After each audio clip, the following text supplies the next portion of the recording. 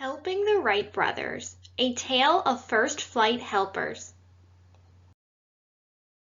Written by Suzanne Tate and illustrated by James Melvin.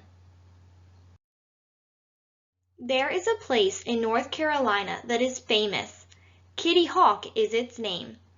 The place is famous because it is the home of the first flight, where the Wright brothers first flew their flying machine. This is a story about members of the Tate family who lived at Kitty Hawk. They helped the Wright brothers in important ways.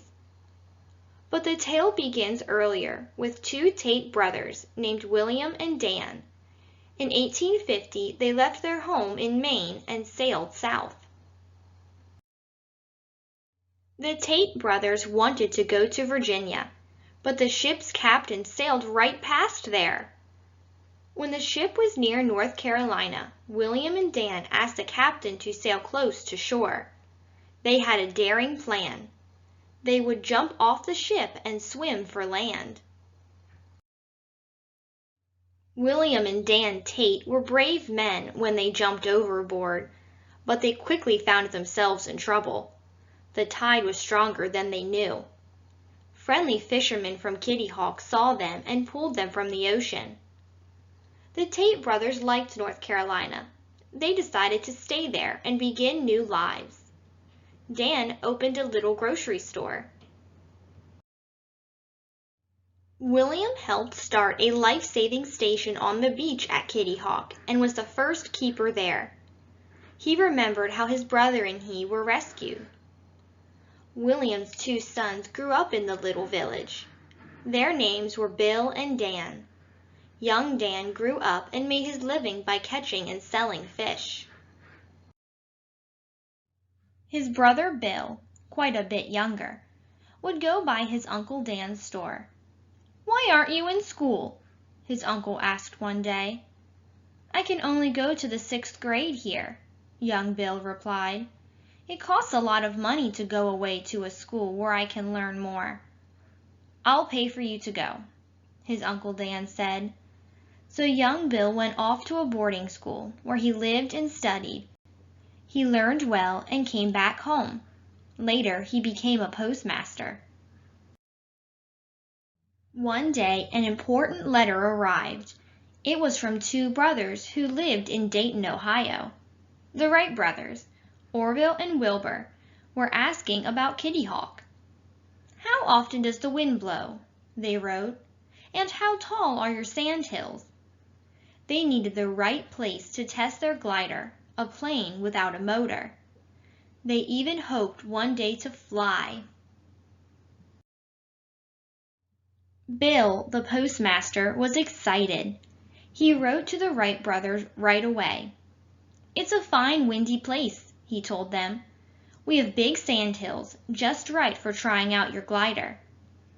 The Wright brothers were happy to hear from the young postmaster. They decided to build a camp at Kitty Hawk. But first, there were many things to do. They needed a right-hand helper. "I'll tell my brother Dan," Postmaster Bill said. "He needs extra work when he isn't fishing." Dan was happy to help the Wright brothers. His son, Tommy, liked to help too. He was a small, lively boy, not afraid to try anything. When the Wright brothers were ready to test their glider, Tommy was ready too. "I can go up on that," he told them. "You'll have to ask your father," Orville and Wilbur said. "Oh, anything I do is all right with him," Tommy boasted. The Wright brothers laughed, for they often heard him tell tall tales. But Papa Dan did agree that Tommy could ride on the glider. The young boy climbed on board and hung on tight. The glider went up high above the sandhill. It bounced and pulled at its lines like a big kite. Tommy was scared when he looked at the sandhill below. The men pulled on the lines to bring the glider down. Both Tommy and the glider came down safely. That night, he told his little brother Sammy about his high-flying ride. Sammy could hardly believe it. and Tommy's mother said, "I'm sure that's just another of your tall tales." But Papa Dan came in and told them, "Tommy's tall tale is true this time." Little Sammy was full of excitement. "Take me tomorrow too, Papa Dan." "All right, you can go with us," his father said, "but you're not big enough to fly." Papa Dan and his sons arrived early in the morning at the Wright Brothers' camp. The brothers were busy cooking eggs. They invited the Tates to join them. Sammy said it was the grandest breakfast he'd ever had. After breakfast, the men carried the glider up the sand hill. "We will let you ride again today, Tommy, if it's all right with your papa," Orville said. "Yes, it helps us in our tests," Wilbur added.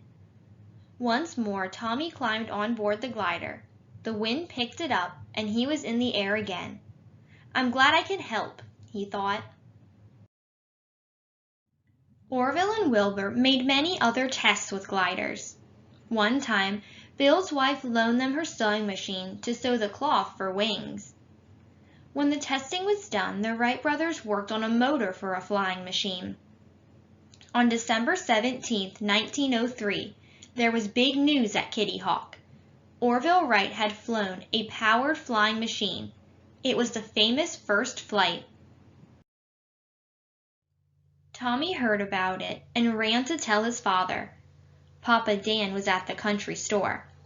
When he heard the news, he jumped up and shouted, "I knew they could fly! I knew they could fly! Those Wright brothers have done it at last!"